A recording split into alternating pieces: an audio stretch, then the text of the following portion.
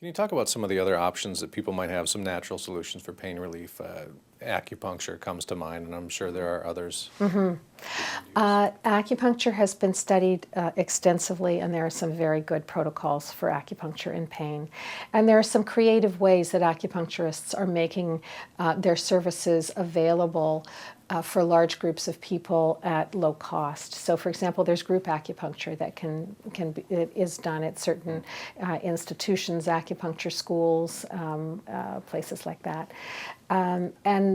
And so that can be very helpful. The military is teaching a battlefield acupuncture that is a series of needles in the ear that are called semi-permanent needles. They're just these little, they look like little tacks, and they stay in your ear and can stay there for as long as 3 days.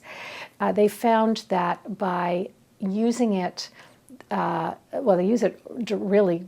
They really do use it on the battlefield. They're training all the medics. They're training a lot of people to do this technique, and they'll use it in the transports as well. So they'll have people who are gravely injured, and they'll be transporting them to whatever is the nearest hospital that they have to get them to. And they find they can dramatically reduce the opioid use by doing this. And this is people whose legs have been blown off, who are gravely injured, and they're able to help control their pain using battlefield acupuncture. It doesn't mean they don't use any opioid, but they're dramatically able to reduce the amount of drugs that they have to use.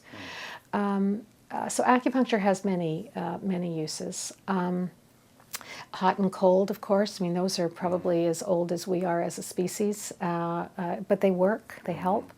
Some people are helped by magnets. I'm really fortunate. I'm a magnet responder. We don't know enough about magnets. There has been some research done. I believe there was a group of orthopedic surgeons at Vanderbilt University who developed some magnets, I think back in the 80s. And they were very powerful magnets that you could purchase and that could go on your body and reduce pain for some people. And they did studies on them and had some good literature. It didn't really take off. I don't think it was financially as viable as some of the other solutions, but that doesn't mean it wasn't useful. If magnets work for you, they're absolutely wonderful. And there's a variety of different ones out there. I recommend the more powerful ones. I don't want to use brand names. A lot of the magnet companies don't like to advertise themselves as treatment of anything medical, because then they have to be regulated in a different way. So they talk about prevention instead, but they're always worth a try. There's far infrared sauna that can be really helpful. People with fibromyalgia tend to really enjoy going into that type of a sauna. It's a dry sauna that's not too hot, but it heats your body through light, and you can stay in it for 30 to 45 minutes once you get used to it. If you have severe fibromyalgia, you may have to go in it.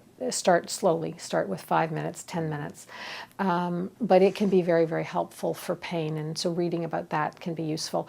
Important to make sure you're getting a sauna that's non-toxic. So I recommend the ones that are made in North America from non-toxic non-toxic substances, not ingredients. I'm talking about cooking materials, non-toxic materials. And so whoever the company is needs to be aware of toxic glues and whether pesticides have been used on the wood and things like that.